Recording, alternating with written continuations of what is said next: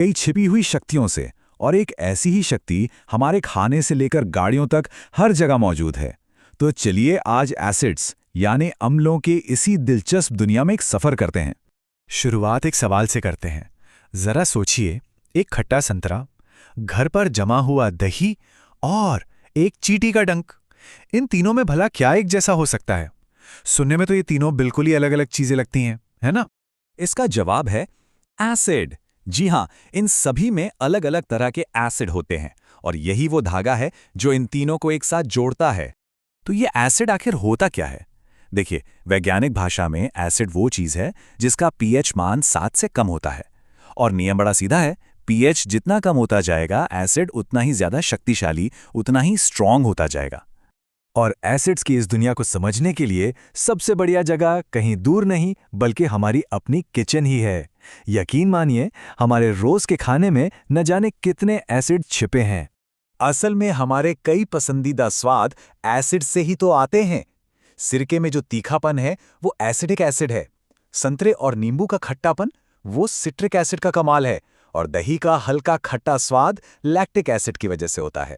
अरे, यहां तक कि हमारी चाय में भी टैनिक एसिड छिपा बैठा है। तो चलिए अब किचन से बाहर निकलते हैं और देखते हैं कि प्रकृति में एसिड्स हमें कैसे कैसे हैरान करते हैं। ये तो कमाल की बात है।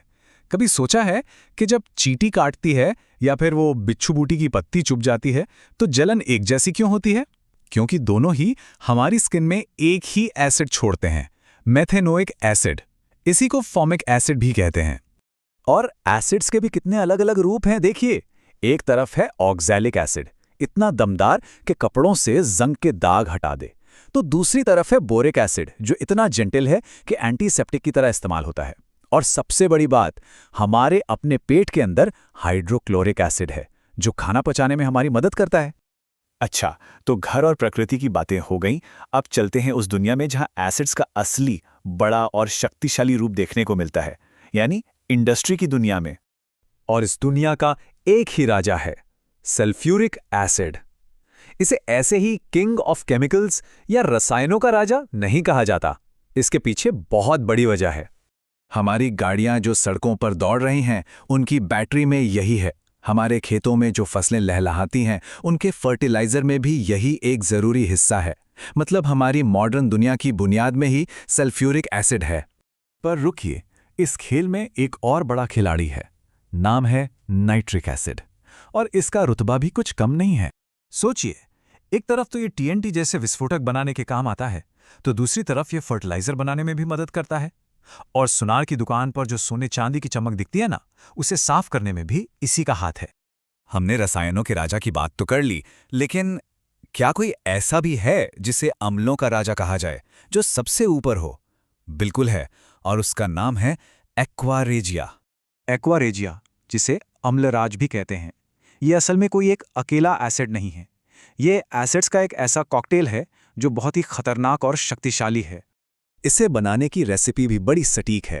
3 हिस्से तेज हाइड्रोक्लोरिक एसिड और 1 हिस्सा तेज नाइट्रिक एसिड। जब ये दोनों इस खास अनुपात में मिलते हैं, तब जाकर ये शाही पानी या अम्लराज तैयार होता है। और इसकी ताकत जरा अंदाजा लगाइए, ये इतना पावरफुल है कि सोना और प्लैटिनम जैसी कीमती धातुओं को भी अपने अंदर घोल सकता है। एक ऐसा काम जो कोई भी एसिड अकेले कर ही नहीं सकता। सच में, ये नाम का ही नहीं, काम का भी राजा है। तो हमारी किचन के एक छोटे से एसिड से लेकर सोना पिघला देने वाले अम्लराज तक, एसिड्स की दुनिया कितनी कमाल की है ना? ये सोचने वाली बात है कि अगर एसिड्स सोना घोल सकते हैं, तो हमारे आसपास मौजूद रोजमर्रा की चीजों में और न जाने कौन कौन सी छिपी हुई ताकतें मौजूद होंगी, जो बस खोजे जाने का इंतजार कर रही हैं।